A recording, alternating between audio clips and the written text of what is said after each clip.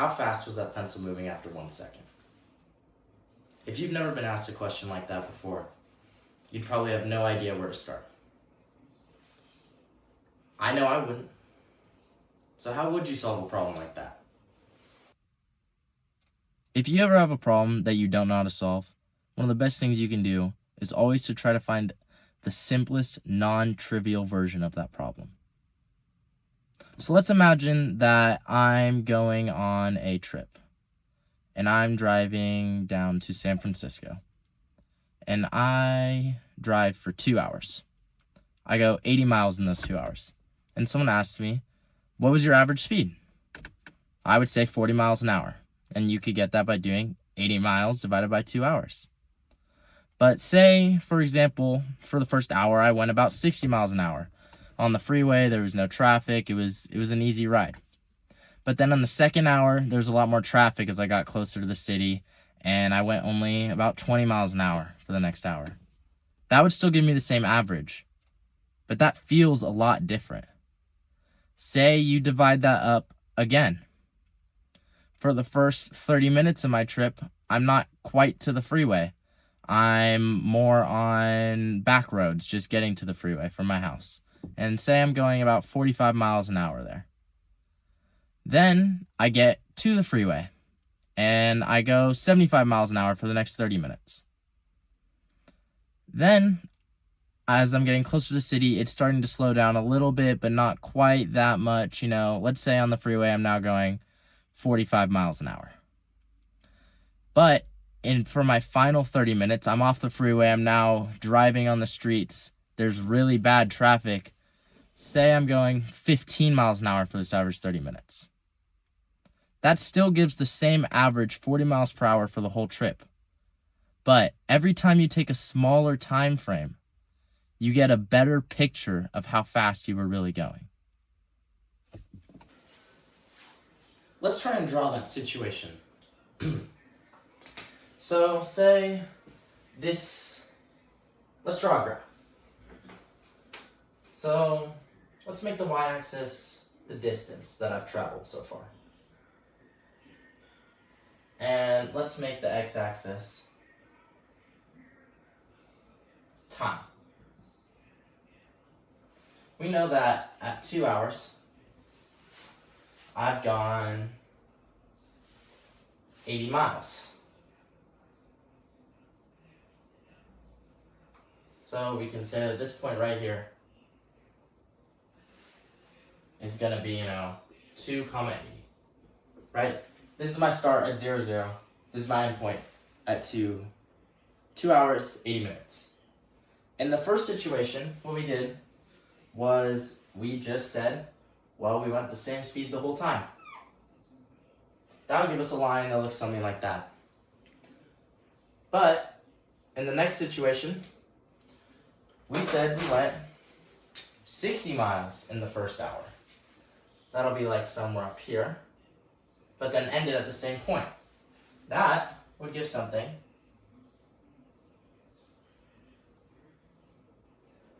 like this. Okay? Now, in the next situation, I said that I went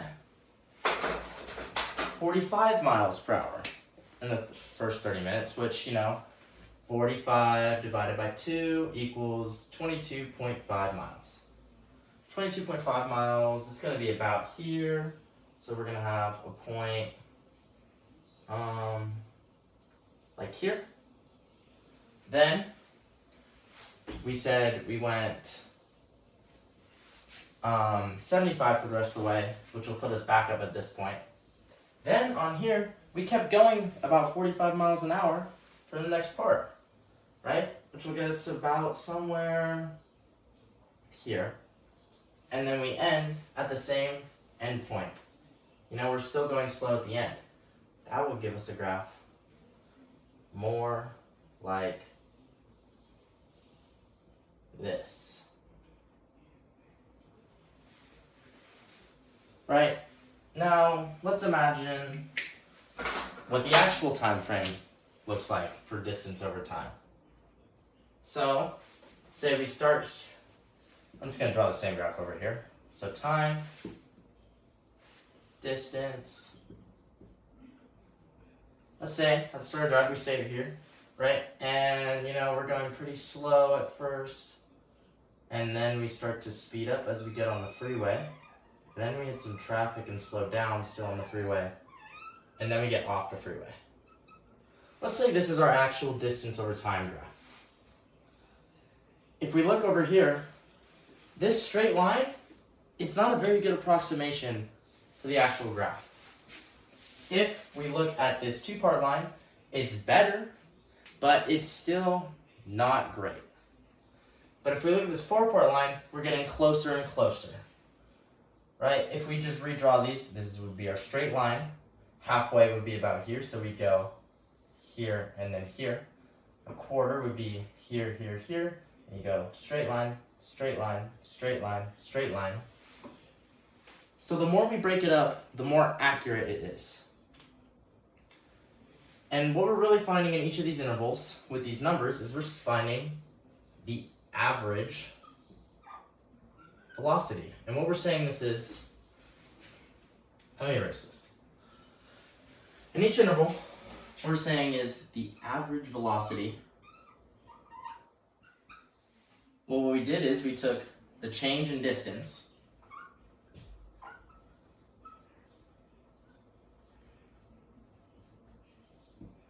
and we divided it by the change in time. I'm going to write this as delta D over delta T. But what we can see is that this velocity, this average velocity, as the average velocity, right? As the change in time gets smaller and smaller, or goes to zero, this becomes the actual velocity at that time. Now, if we want to write that out more mathematically, the first thing we could do is, or if you want to write that out more mathematically, it would look something like this. We're going to say the velocity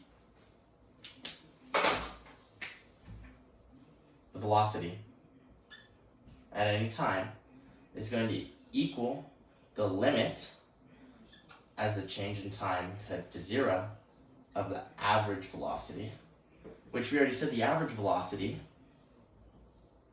is going to be the change in distance over the change in time.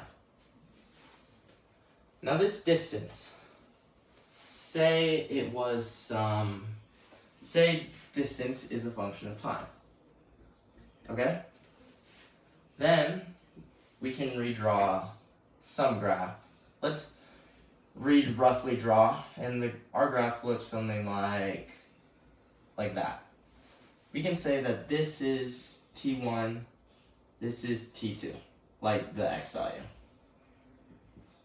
So we can say delta T equals T2 minus T1. And we can say that delta D equals D of T2, D, the distance at time 2, minus the distance at time 1. But let's say we sub in T2 for T2 equals delta T plus T1 and rewrite this formula. We can say that the velocity at any time is going to be equal to the limit as delta T goes to 0 of D of T2, but we say T2 equals this, T1 plus delta T minus D of T1 over delta T. This limit should give us the velocity at any point. Now this would be how you could calculate the velocity of the pencil I threw earlier. You would graph its distance over time, right? You'd make the graph and you take smaller and smaller distances for D2 and find this value. Now, let's say for the pencil, let's try and draw a graph.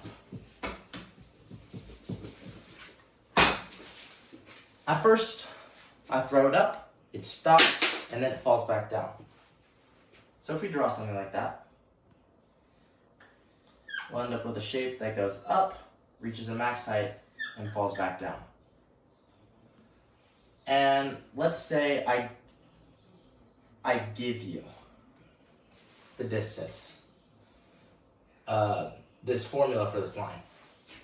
And let's just say it's going to equal negative 5t squared plus t plus 2. And I ask you to find the velocity after 1 second. Well, we can use the formula I used before. So we can say the velocity at 1, or I guess the velocity is going to equal the limit as delta t goes to 0 of d of t plus delta t. So it's going to be negative 5 times t plus delta t squared plus t plus delta t plus 2 minus just this normal function because it's at t. And this whole thing is divided by delta t. This is the same thing we had before. Expanding this out, we're going to end up with a negative 5t squared minus 10t delta t minus 5 delta t squared plus t plus delta t plus 2 minus negative 5t squared plus t plus 2 all over delta t. Now, we can see that this t and this t will cancel out. This negative 5t squared and this negative 5t squared will cancel out. And this 2 and this 2 will cancel out. That's because this whole thing was minus. So, we're left with this. This is still the limit, by the way. I forgot to write it.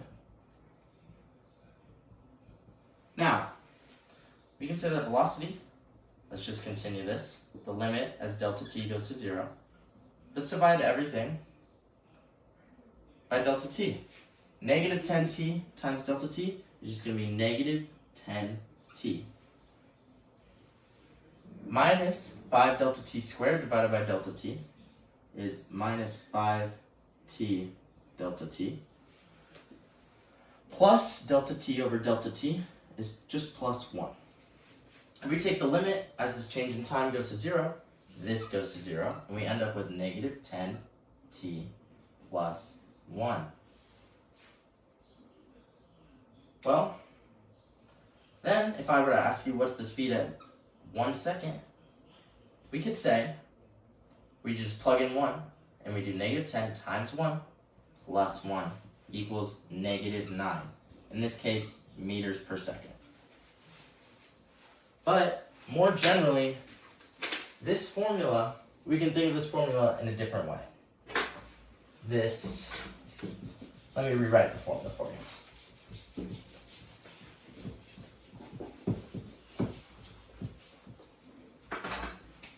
We can think of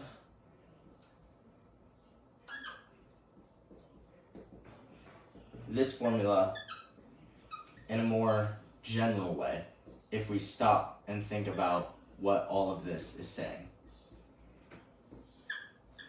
So we can think of the velocity of an object as the rate at which the position is changing.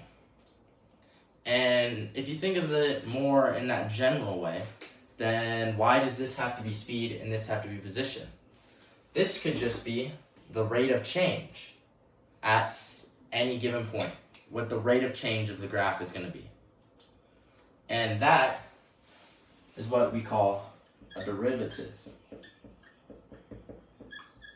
In this case, if our function is f of x, we can say that the derivative of f of x can be written as f prime of x, or df dx, and it can equal this limit.